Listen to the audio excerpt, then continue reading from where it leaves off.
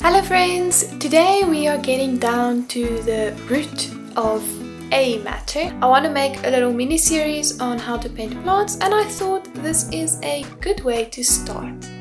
So you don't actually need to be able to paint roots to paint plants, but I guess it will be a fun step. I am going to be using Montmartre, I think 12-piece gouache set.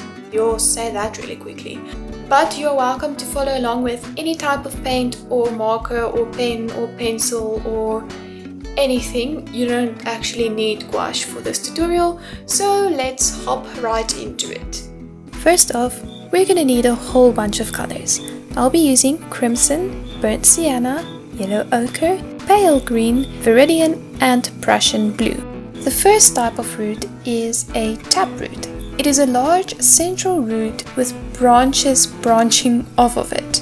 Now it's time to jump right into the painting process. I'll just start off with some of that burnt sienna on my round paintbrush, and I'm going to be starting to paint a snake-like shape, almost like a snake that is dodging bullets really fast. And as it goes down in the ground, the root starts getting narrower and narrower, like the snake's tail.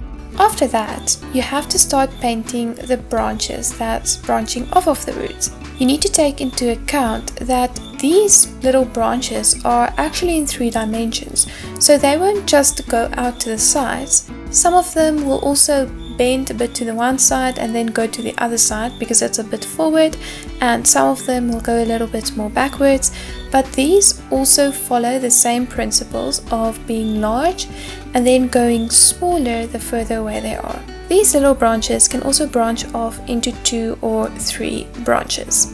So basically we have one big snake with a whole bunch of horizontal smaller snakes attached to it, and that's it. Now you can paint a taproot.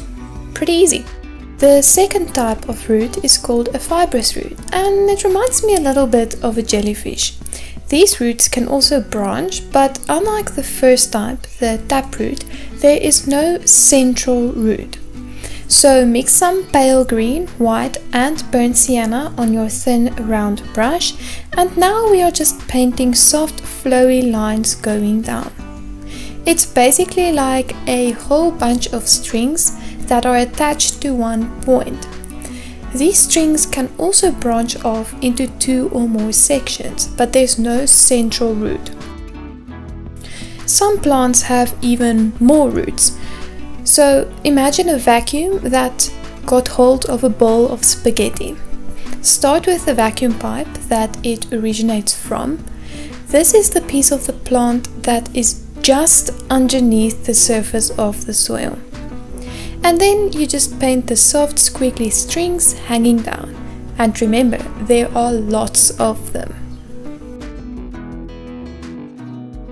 Now add some darker green for dimension. This will indicate that the roots are further away. There should be a clear line dividing the plant stalk from the root. There we go. That's the basics of painting roots. In the next video, we will be looking at painting tree roots that are showing above ground.